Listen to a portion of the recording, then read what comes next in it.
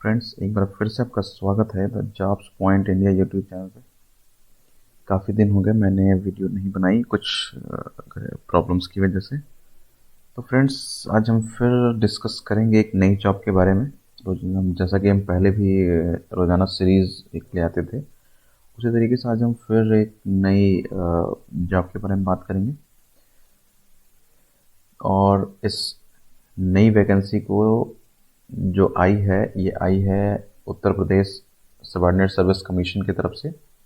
लेखपाल की भर्ती आई है फ्रेंड्स, बहुत ही बम्पर भर्ती आई है लेखपाल की। तो इस जो रिक्रूटमेंट्स आई है, जो भर्ती आई है लेखपाल की, इसको कंटिन्यू करने से पहले इस चैनल को सब्सक्राइब जरूर कर लीजिए, जिससे आपको आगे आने वाले सभी वीडियो बिना किसी रुकावट के मिल सकें, आपको कोई प्रॉब्लम ना हो ढूंढने में, आसानी से आप वीडियो को प्राप्त कर सकें।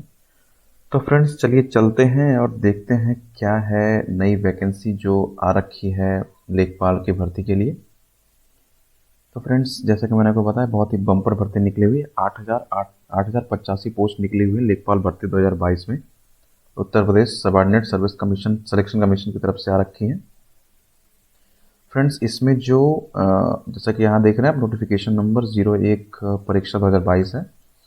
राजस्व लेखपाल यानी यूपी लेखपाल की भर्ती आ रखी है।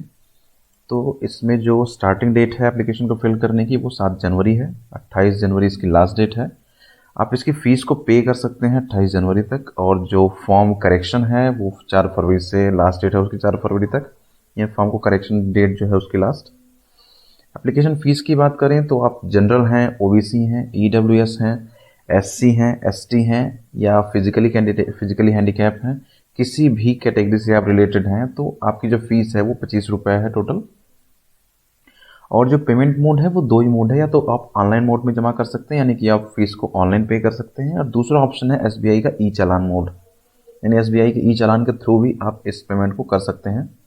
इसमें जो एज लिमिट है वो मिनिमम 18 साल है और मैक्सिमम 40 साल है।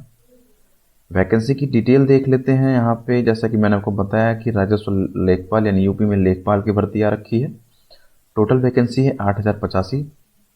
इसमें जो अनरिजर्व यानी जनरल कैंडिडेट हैं, उनकी जो सीटें हैं वो 3,271 सीट है। एससी के लिए 1,690 सीटें हैं। एसटी के लिए यहाँ पे 152 सीटें हैं। ओबीसी के लिए यहाँ पे 2174 यानी 2,174 सीट है। ईडब्ल्यूएस के लिए 798 सीट है। टोटल 8,085 सीट है। इसमें जो क्वालिफिकेशन है वो आपकी 12th पास होनी चाहिए किसी भी रिकॉग्नाइज्ड बोर्ड से। और एक चीज़ का आप ज़रूर ध्यान रखिएगा, इस वैकेंसी को फिल करने के लिए आपको रजिस्ट्रेशन ज़रूरी है। मैं भी करके आपको बताऊंगा भी कैसे इसका रजिस्ट्रेशन आप करेंगे, पीईटी रजिस्ट्रेशन जिसे कहते हैं। तो पहले तो देखते हैं कि एग्ज़ाम डिटेल क्या है। तो यहाँ पे देखिए, आप एग्ज़ाम डिटेल की बात कर लेते हैं एक बार। तो एग्ज़ाम डिटेल यहाँ पे देख सकते हैं कि यहाँ पे जो पेपर होने हैं वो जनरल हिंदी है, मैथमेटिक्स है, जनरल नॉलेज है, और रूरल सोसाइटी एंड डेवलपमेंट है, ग्रामीण विकास का जो पेपर है एक यहाँ पे। अभी डिटेल में आपको बताऊंगा क्या क्या इसमें टोटल सिलेबस है इनके। टोटल क्वेश्चन की बात करें तो 25 क्वेश्चन हैं, 25 नंबर हैं, और टोटल जो ड्यूरेशन है वो 120 मिनट है। मतलब टोटल जो क्वेश्चन है वो 100 क्वेश्चन है। 25-25 यहाँ सेपरेट सब्जेक्ट के हैं, तो टोटल 100 क्वेश्चन है, 100 मार्क्स हैं, 120 मिनट हैं, यानी 2 घंटे हैं पूरे आपके पास इस पेपर को करने के लिए। एडवर्टाइजमेंट की बात कर लेते हैं एक बार, हम एडवर्टाइजमेंट को देखते हैं। एडवर्टाइजमेंट में आपको मैं बताता हूँ कि इसमें क्या क्या सिलेबस हैं। वैसे आप इसको देखिए, हिंदी में है, आप पूरे तरीके से इसको पढ़ सकते हैं, कोई प्रॉब्लम नहीं होने वाली है। अब यहाँ पे आप जब फर्स्ट में आएंगे तो यहाँ पे कह रहा है कि अभ्यर्थी को प्रारंभिक अर्हता यानी कि प्रिलिमिनरी एलिजिबिलिटी टेस्ट 2021 के रजिस्ट्रेशन नंबर के प्रमाणीकरण है। 2 विकल्प हैं, यानी कि आपको इसको फिल करने के लिए प्रिलिमिनरी एलिजिबिलिटी टेस्ट यानी पीईटी आपको करनी पड़ेगी। अब यहाँ पे ये सारे डिटेल इसमें लगते हैं, जैसा कि आपको रजिस्ट्रेशन नंबर, आपकी जन्म तिथि, आपका लिंग यानी आप मेल हैं या फीमेल हैं, आप उत्तर प्रदेश के मूल निवासी हैं कि नहीं, किस कैटेगरी से बिलोंग करते हैं, ये सारे डिटेल भर के आप लॉगिन कर सकते हैं, और ओटीपी के माध्यम से भी कर सकते हैं। तो मैं भी बताऊंगा कैसे आप रजिस्ट्रेशन करेंगे। अब इसमें फोटो का आप देख सकते हैं, यहाँ पे लिखा है कि इस भाग में अभ्यर्थी द्वारा प्रारंभिक अर्हता परीक्षा 2021 में अपलोड की गई फोटो हस्ताक्षर स्वतः प्रदर्शित होंगे। अभ्यर्थी द्वारा इसमें कोई संशोधन अथवा परिवर्तन नहीं किया जा सकेगा। यानी आप एक बार अपडेट कर देंगे तो उसको चेंज नहीं कर पाएंगे। दूसरा आप यहाँ देख सकते हैं फीस के बारे में बता रखा है, मैंने आपको पहले बता ही दिया है फीस के बारे में। अब यहाँ ऑनलाइन मोड, जैसा कि मैंने आपको बताया कि आप क्रेडिट कार्ड से, डेबिट कार्ड से, नेट बैंकिंग या एसबीआई के ई चालान के थ्रू आप इस फीस को पे कर सकते हैं। अब यहाँ लिखा है कि अभ्यर्थी फीस या शुल्क जमा करने की अंतिम तिथि के बाद फीस जमा नहीं कर पाएगा। यानी कि ये इस चीज़ का आप ध्यान रखिए कि आप एप्लीकेशन भर लीजिए, वो कोई प्रॉब्लम नहीं है, लेकिन अगर आप फीस पे नहीं करते हैं तो आपका ये एप्लीकेशन रिजेक्ट हो जाएगा पहली चीज़। और आप जो इन्होंने डेट दिया है 28 तारीख, उसके बाद अगर आप जमा करते हैं तो कोई फ़ायदा नहीं है उससे, वो अमान्य होगी एक तरीके से आपकी जो आवेदन होगा। यहाँ पे आवेदन पत्र में संशोधन आप ये सब कर सकते हैं। यहाँ लिखा हुआ है कि आप नाम की वर्तनी, यानी कि नाम में प्रॉब्लम है, पिता के नाम में प्रॉब्लम है, पत्राचार का पता गलत है, तो ये सब चीज़ें यहाँ पे संशोधन की तिथि यहाँ लिया है, लास्ट तिथि 4 फरवरी है, उसके बाद आप नहीं कर पाएंगे, 4 फरवरी तक आप चेंज कर सकते हैं। सीटों के बारे में मैंने आपको पहले बता दिया कितनी कितनी सीटें हैं किस किस कैटेगरी की। हम जरा देख लेते हैं एग्ज़ाम के बारे में कि यहाँ पे एग्ज़ाम का क्या सीन है। ये देखिए यहाँ पे अनिवार्य अर्हता जो है, यानी कि शैक्षिक अर्हता जो है, अभ्यर्थी को माध्यमिक शिक्षा परिषद उत्तर प्रदेश की इंटरमीडिएट परीक्षा या सरकार द्वारा इसके समकक्ष मान्यता प्राप्त कोई अन्य परीक्षा उत्तीर्ण होना आवश्यक है। इस चीज़ का आप जरूर ध्यान रखिएगा। यहाँ लिखा है चयन का आधार, लिखा है कि सीधी भर्ती, साक्षात्कार बंद किया जाना, आयोग की सूचना, दिनांक लेखपाल के पदों के चयन है तो लिखित परीक्षा की परीक्षा योजना और पाठ्यक्रम आयोग की वेबसाइट पर जारी किया गया है। तो ये है परीक्षा, जैसा कि मैंने आपको बताया कि टोटल 100 क्वेश्चन होंगे और 2 घंटे का पेपर होना है। हर एक क्वेश्चन 1 नंबर का होना है। और जैसा कि मैंने आपको बताया ग्राम समाज एवं विकास का जो पेपर होना है, तो ये टोटल इसके सामान्य हिंदी की क्या डिटेल है, यहाँ पे सिलेबस है, अंक गणित की क्या सिलेबस है, ये सामान्य ज्ञान का क्या है, ग्राम्य समाज में क्या आना है, ये सारी चीज़ें यहाँ पे आप पढ़ सकते हैं। ये डिटेल यहाँ दिया हुआ है। चलिए एक बार हम देखते हैं कि इसको कैसे आप अप्लाई करेंगे। हम इसके ऑफिशियल वेबसाइट पे सबसे पहले चलते हैं। ऑफिशियल वेबसाइट पे आप जाएंगे तो यहाँ देखिए कैंडिडेट रजिस्ट्रेशन लिखा हुआ है एप्लीकेशन के सेगमेंट में। तो यहाँ हम कैंडिडेट रजिस्ट्रेशन की तरफ चलते हैं।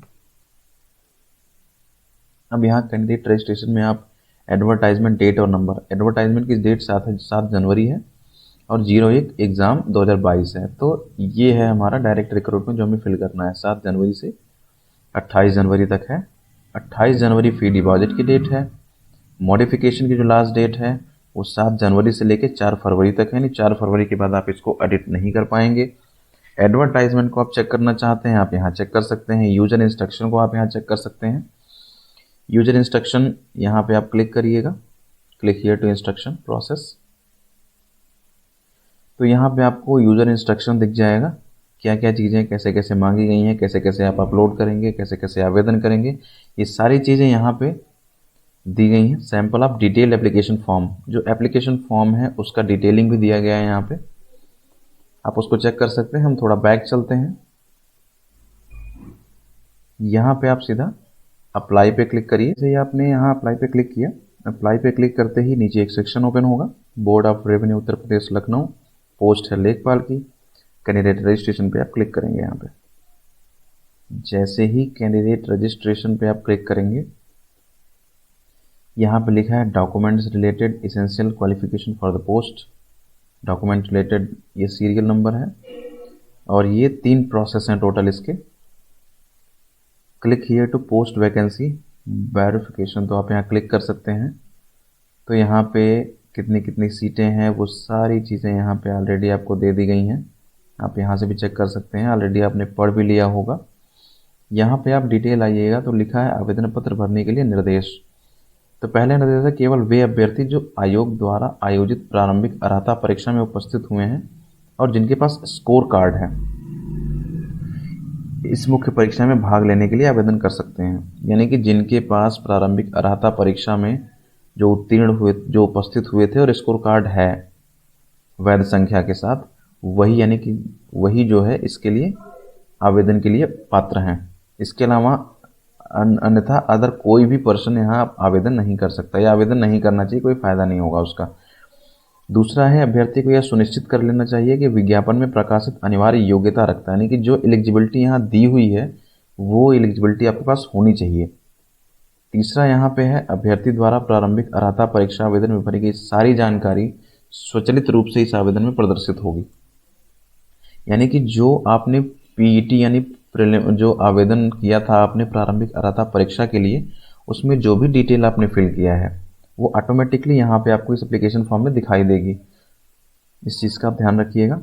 लिखा है, अभ्यर्थी मुख्य परीक्षा के लिए आवेदन भरते समय अपनी शैक्षिक और अन्य योग्यताओं से संबंधित जानकारी को संशोधित कर सकता है। यानी मेन पेपर के लिए जब भी आप आवेदन दे रहे हैं तो उसके लिए जो भी आपकी शैक्षिक या अन्य योग्यता है उससे रिलेटेड आप जानकारी को एडिट कर सकते हैं, कहने का मतलब। आवेदन का अभ्यर्थी को मुख्य परीक्षा के लिए आवेदन करते समय कोई आवेदन या परीक्षा शुल्क भुगतान करने की आवश्यकता नहीं होगी, अपितु उन्हें 25 रुपये की ऑनलाइन आवेदन शुल्क देना ही पड़ेगा। इस चीज़ का ध्यान रखिएगा कि बाकी कोई और यहाँ पे नहीं लग रहा है, कोई भी शुल्क, कोई भी फीस नहीं लग रही है। केवल वो 25 रुपये जो आवेदन के लिए चाहिए, ऑनलाइन आवेदन के लिए जो फीस लगती है वो आपको देनी पड़ेगी। तो ये सारी चीज़ें आप यहाँ पढ़ सकते हैं डिटेल। उसके बाद आप यहाँ पे आई एग्री करेंगे और आई एग्री के बाद क्लिक करेंगे, आप सीधा यहाँ पे कैंडिडेट रजिस्ट्रेशन के पेज पे आ जाएंगे।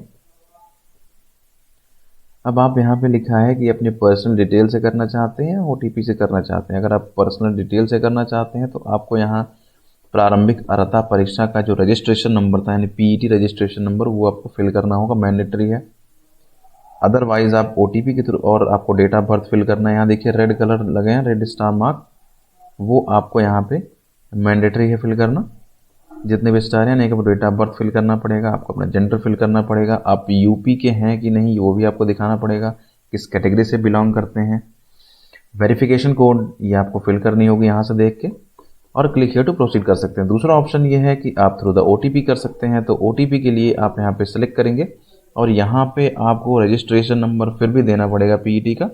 ओटीपी कोड आप यहाँ पे देंगे, सीक्रेट कोड। पहले तो गेट ओटीपी पे क्लिक करेंगे। गेट ओटीपी क्लिक करते समय जैसे ही क्लिक करेंगे तो आपको यहाँ पे लिखा है you have entered invalid PET registration number. तो पहले आपको रजिस्ट्रेशन नंबर फिल करना है, फिर आप गेट ओटीपी करेंगे। जैसे ही गेट ओटीपी करेंगे तो जो नंबर आपका रजिस्टर्ड रहा होगा पर्सनल डिटेल के टाइम पे, यानी कि जब पहली बार आपने रजिस्ट्रेशन किया पीईटी के लिए, उस टाइम पे जो आपने नंबर दिया होगा उसी नंबर पे आपका ये वेरिफिकेशन कोड जाएगा। ये ओटीपी आप यहाँ एंटर करेंगे, सीक्रेट कोड, वेरिफिकेशन कोड आप डालेंगे इसको देख के यहाँ पे, और क्लिक हियर टू प्रोसीड कर देंगे। तो फ्रेंड्स ये था तरीका कि आप इसको रजिस्ट्रेशन कैसे करेंगे मेन एग्जाम के लिए। तो इस चीज़ का आप ध्यान रखिएगा कि जो लोग पीईटी पास कर चुके होंगे, नहीं जो लोग पीईटी का स्कोर कार्ड जिनके पास होगा, केवल वही यहाँ पे अप्लाई कर सकते हैं। तो फ्रेंड्स ये थी वो डिटेल कि आप इसको अप्लाई कैसे करेंगे। आपको कोई भी प्रॉब्लम है, कोई इशू है तो, या आपको कुछ समझ में नहीं आ रहा है तो आप मुझे लिख सकते हैं इस वीडियो के कमेंट बॉक्स में। और अगर आपको लगता है कि कोई और जानकारी आपको चाहिए तो भी आप इस वीडियो के कमेंट बॉक्स में लिख सकते हैं। मैं कोशिश करूंगा आपको उसकी जानकारी दे सकूं। आपको ये वीडियो कैसी लगी इस वीडियो के कमेंट बॉक्स में ज़रूर बताइएगा। आज के लिए इतना ही, कल फिर मिलेंगे एक नई वैकेंसी के साथ। Bye bye friends.